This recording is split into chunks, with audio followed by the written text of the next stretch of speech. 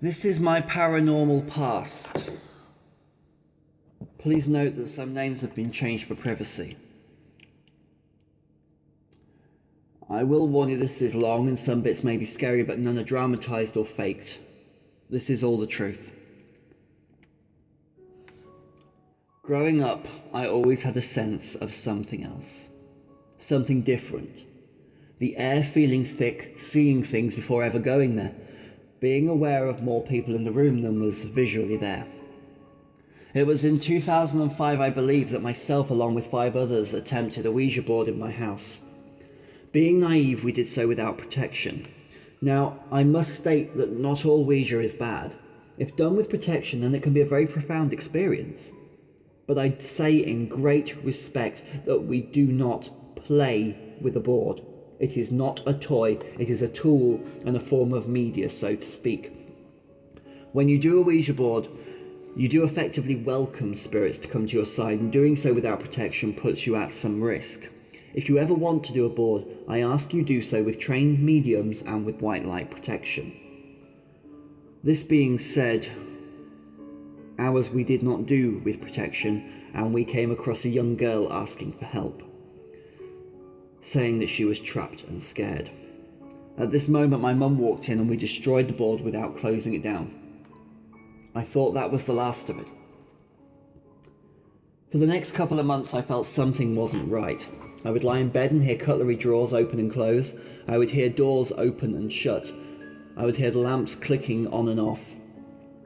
One day I was rather scared, and me and my friends did an old form of connection through a candle. The thesis is that you light a candle in a dark room and sit well back. Whisper questions and the candle should flicker rapidly if there is someone there.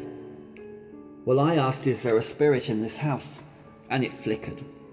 I then asked, is this spirit downstairs? And it flickered more.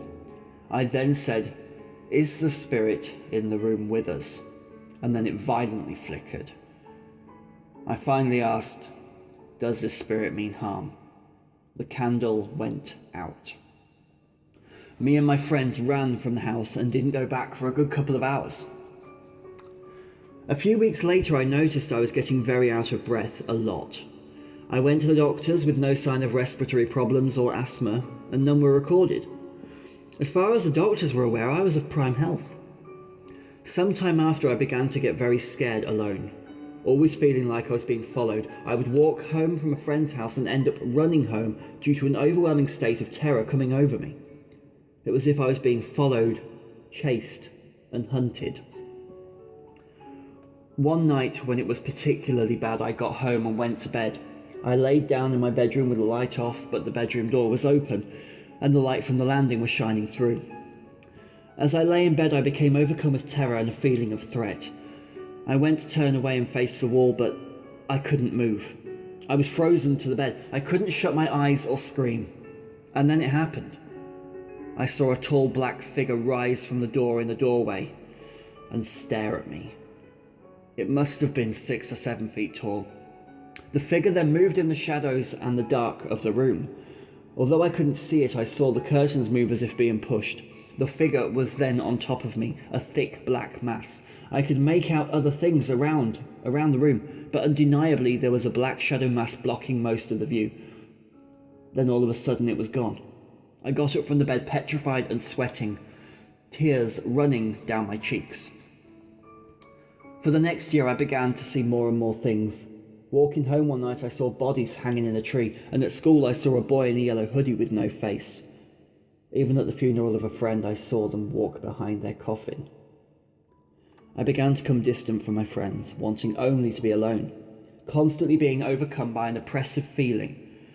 One day at school, after hearing my granddad had been diagnosed with cancer, I sat in a maths lesson and felt the whole world disappear around me. It was as if I was a shadow in this world. I began to start tightening my tie. Tighter and tighter. I felt my body start to lose feeling and I became lightheaded. I began to pant and breathe heavy, until one classmate noticed something was wrong. They thought I was going to be sick, and the teacher ordered me to leave the room. I got up, flipped the table over and stormed across the classroom. Next thing I remember was being on the floor, a crying wreck in the teacher's arms. The situation would become far more relevant when I got older. After checking my old hard drive a few months back, as I write in 2014, I found this was what I'd wrote down in a Windows document. Created 3rd of November 2006. I don't know what's going on, but there's something bad in this house. I constantly feel as if I'm being watched, followed, and hunted. The noises, I hear the drawers, I hear the doors, I see the people in the dark. I look into the dark and I see moving shadows. The dark moves. I think the cat died from being scared to death. He saw the evil. He died with no explanation. Deep down I feel so depressed. I hate this house. I'm beginning to hate everyone. I feel this evil wishes for me to hurt myself, but so worryingly and so strangely I feel compelled and content to do so. I feel as though I'm being watched now. He wants me to hurt myself, and I know I'm going to do it. Feeling like I was slipping from reality, I turned to drink at the age of 16. It was a rare occasion if I didn't have a bottle of something hidden in my locker or bag. I really was no longer myself. Part of this was to hide the feelings of the change in my sexuality. For the years to come, I would be plagued with bad luck, panic attacks, extreme low self-esteem. I put myself in dangerous situations, meeting people for fun. But the details of that are not for this time. In the world, I had never felt so low.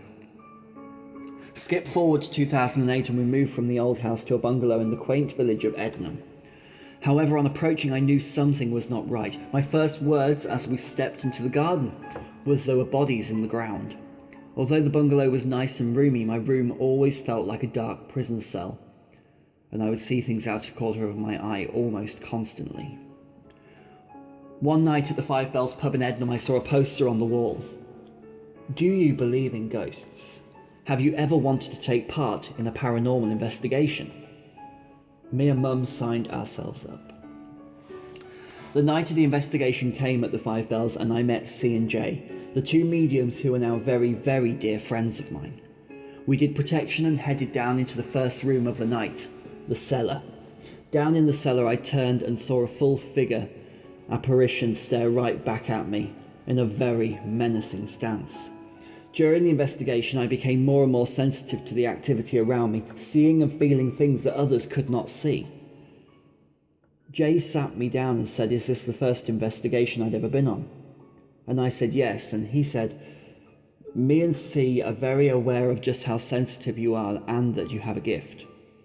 Just remember that." I left the investigation tired but amazed at what a night it had been.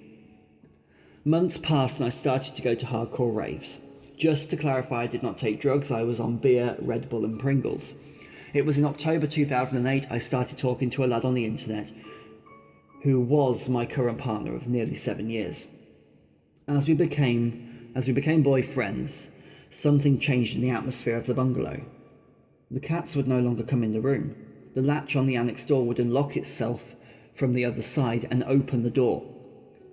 And most disturbingly, I would begin to see more and more and feel more and more spirits.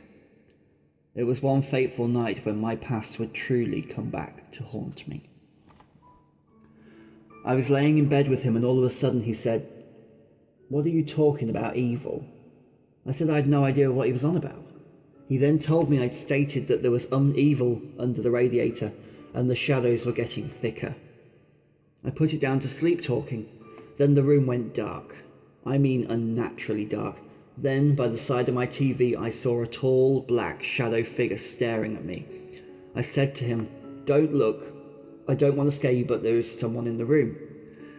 The figure then sort of bowed and slid over to the side of the bed. I could only really describe this as sort of like a movement of a dementor.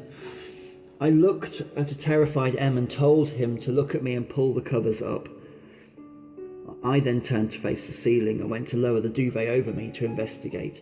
As I went to feel the duvet, I noticed the duvet was already lowered and the black shadow of what I thought was the duvet was actually the spirit from my past. I screamed, "Go away!" and he turned the light on. Next day I emailed the mediums from the investigation and asked if they could come over. They said they could, but it would be at a charge. I said that was fine. I needed to know if I was going insane. The day they arrived, I told them about the bodies I believed were in the garden, and they said I was spot on. Our garden actually had paupers' graves. They walked in the bungalow and sat me down and asked if I'd been on drugs or things like that, to which I said no. We went into the annex and immediately C said that there was a dark history in this room, something about people being fed to boars. We then headed to my room and they became immediately aware of the presence. They then asked me if I'd ever done a Ouija board. I said yes. They said whatever came through that board when you was younger is here now. Not only is it here now, it never left you. It has actually been with you ever since. The spirit had been with me at school, college, even to a rave in Bournemouth. They said the spirit that is with me has been draining my energy and emotion ever since, and the power it has gained was enough to take a bright room and turn it dark. They then said they would have to leave, but they would come back for a clearing. I asked how much it would cost me, and they said due to the power of this entity, we have to get rid of it. There is no way around it. It will keep draining you and never stop. When you feel the oppression coming on, you must visualize a white light surrounding you and protecting you. We're not going to charge you for this because it's not something that will just go away. It would be irresponsible for us not to help you. You are a very strong paranormal sensitive and it is very aware of this. You are not going mad. You are actually gifted. And everything you suspected is true. When they left, I felt relieved. This was not in my head and something could be done. But then it came to me. If this spirit was constantly with me, it then knew what was being planned. In the week leading up to the clearing, I was scratched, pushed, followed, all sorts. Even got to the point where I was doing stuff with my partner. At the time, I saw his face change and his body felt different. The night of the clearing came. We did protection and opened up a Ouija board. The truth came out. The spirit we connected to back in 2005, the little girl, was not that, but a much, much older man who hung himself in our loft. Now remember, back when I was in school, this was him actually imparting his death on me. He hung himself because he was gay. He took a liking to me and attached himself to me. He ultimately was claiming me as his possession. He wanted to be with me and to be rough with me. And due to this, he hated my partner for being with me. So that night when we were doing stuff, he slipped into him during our time together. He said there was much more he wanted to do to me, rather. As the clearing went on, he became more and more strong to the point I was almost knocked out and coming close to fainting. Then the room felt as though it was going tight, as if the air was being compressed, and then all of a sudden, release. And C's kind words. It's okay, Dan. He's gone. Ever since this experience, I've accepted my spiritual awareness and took it in my stride. And now I help friends and family, and I sense spirits most of the time. But I accept this as who I am. Now I go into these buildings and places with understanding and respect in search of the spirits of this world. Thank you for taking the time to read this. And now, as I speak in 2016, to hear this. Like I said, none of this is fake, none of this is dramatized, and it was a very, very real experience for me. I hope you find this interesting. I hope you've found some new understanding, I suppose, of the spirit world. Thank you.